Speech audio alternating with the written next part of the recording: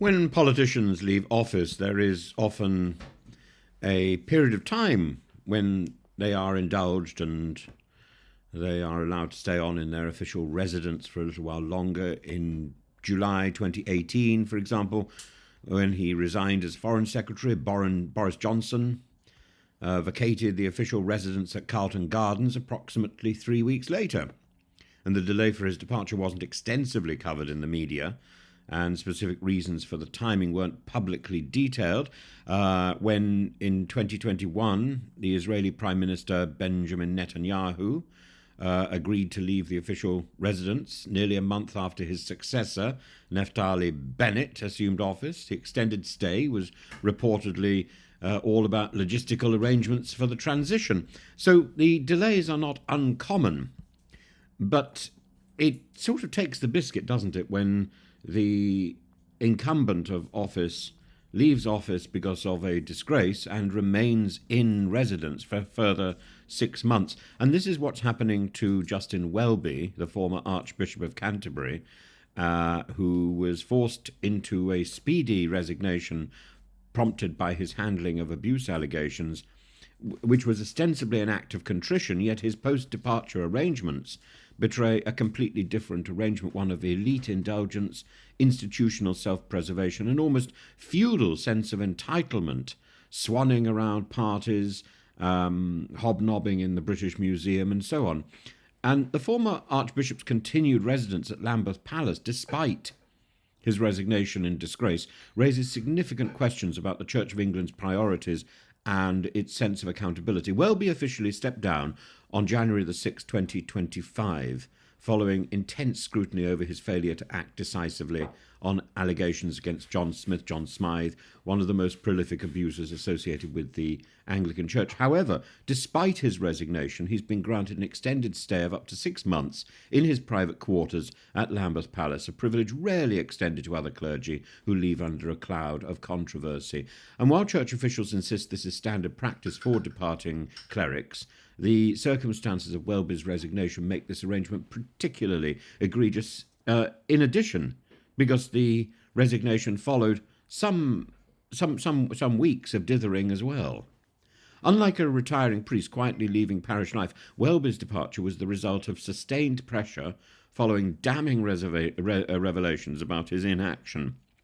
And that he remains ensconced in Lambeth Palace, the very seat of his former power, underscores the soft landing granted to elite figures within the Church's hierarchy. In attempts to scrutinise Welby's post-resignation benefits have been met with obfuscation. Questions raised at the General Synod about the financial settlement surrounding his departure were answered with vague reassurances that he's received only payments lawfully entitled to him, and no formal settlement agreement or confidentiality clauses were in place, according to the Church Commissioners. But the lack of detailed disclosure fuels speculation about the extent of the financial and institutional safety net afforded to him.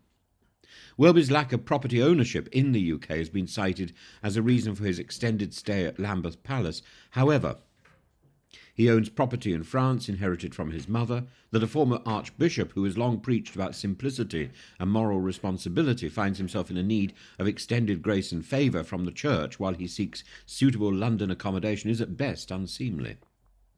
The handling of Welby's resignation and his subsequent treatment is emblematic of a broader pattern within elite institutions, a reluctance to truly hold power to account.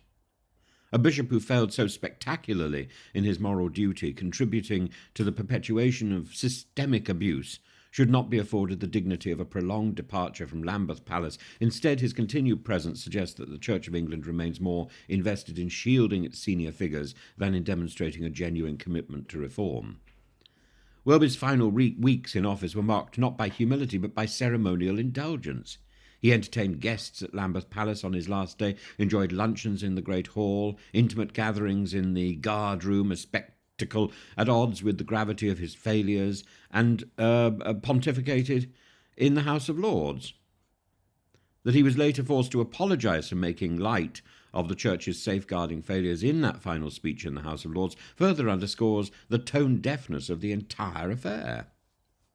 This episode isn't just about Welby, it's about the Church's broader institutional culture and the culture of modern politics. The fact that Welby was allowed to resign rather than dismissed outright speaks to the elite protectionism that still pervades ecclesiastical and political life.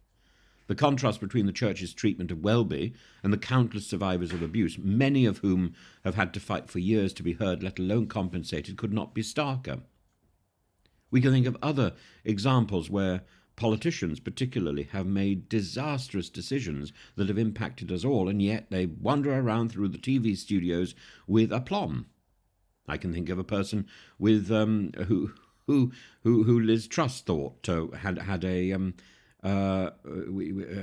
a prodigious package, and Liz Truss herself. Why are they swanning around as if they've achieved something and contributed something magnificent? They've achieved something which is disgraceful.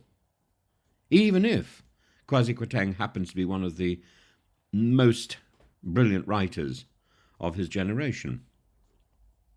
The continued secrecy surrounding the selection of Welby's successor raises further concerns. The Church is desperate for credibility, yet the public consultation process remains shrouded in the same bureaucratic murk that has shielded figures like Welby for years. Credibility versus credulity.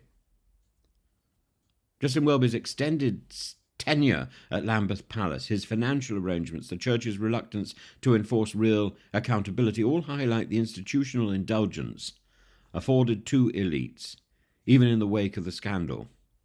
And his departure, framed as an act of penance, has instead been marked by privilege and protection. And if the Church of England is truly committed to change, it must move beyond mere symbolic resignations and confront the entrenched culture of clerical immunity head on.